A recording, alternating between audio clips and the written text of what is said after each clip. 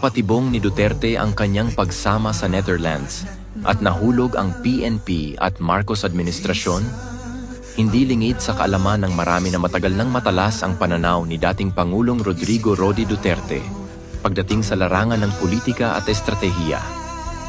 At sa nangyari kahapon kung saan siya ay agad gustong dalhin sa Netherlands nang hindi dumaan sa tamang proseso, tila malinaw na nagtagumpay siya sa isang napakaingat na bitag laban sa kasalukuyang administrasyon at sa Philippine National Police, PNP. Ang paglabag sa Rome Statute at ang Poisonous Tree, isa sa pinakamahalagang aspeto ng batas sa International Criminal Court, ICC, ay ang pagsunod sa Article 59(3) ng Rome Statute na nagsasaad na ang sino mang inaresto ay may karapatan munang dumaan sa korte ng kanilang sariling bansa para sa interim release o pansamantalang paglaya habang inaayos ang proseso ng pagsuko. Ang competent authority sa kasong ito ay ang Hukuman Supreme Court PH ng Pilipinas at ang custodial state ay ang Pilipinas din. Ngunit ano ang nangyari? Isinakay sa eroplano si Duterte papunta sa Netherlands nang hindi man lang dumaan sa tamang proseso.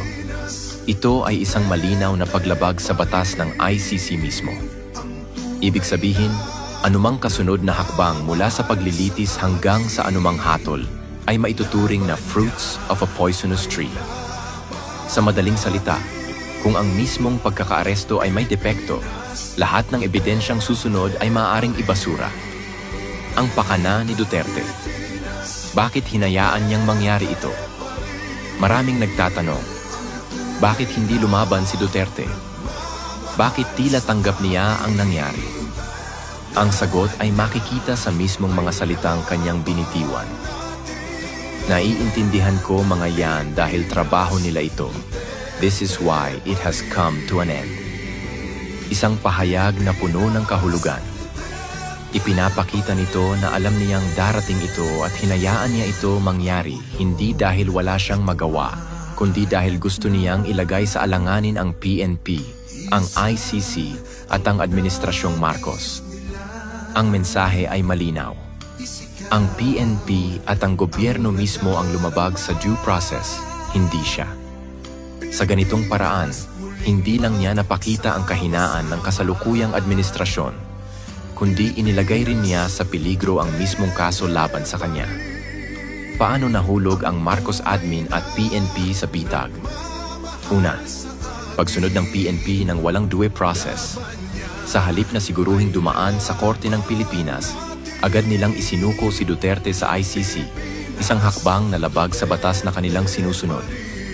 Pangalawa, pagkawalang kibo ng administrasyon.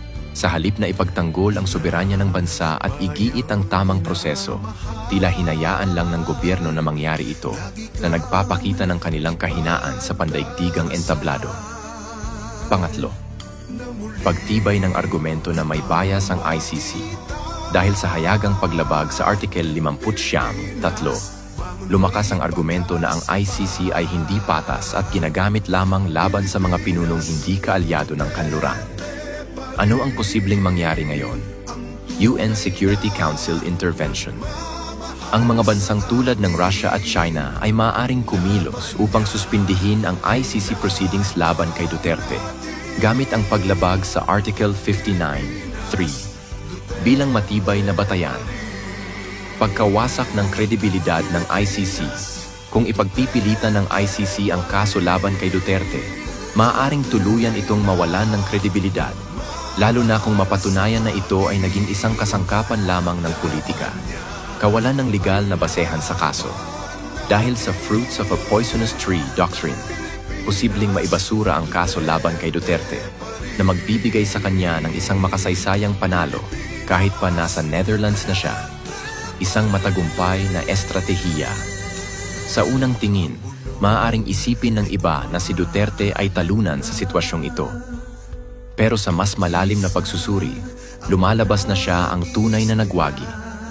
Hinayaan niyang mahulog ang PNP at ang Marcos administration sa isang bitag na sila mismo ang lumapastangan sa batas, isang hakbang na maaaring magresulta sa pagbagsak ng mismong kaso laban sa kanya. Kung sakaling ito ang maging dahilan ng pagbagsak ng kredibilidad ng ICC, Masasabi nating nagtagumpay si Duterte sa pinakamalaking laban ng kanyang buhay, hindi sa pamamagitan ng dahas, kundi sa pamamagitan ng isang maingat at matalinong estratehiya. Good luck, Mr. President Bongbong Marcos and PNP Torre.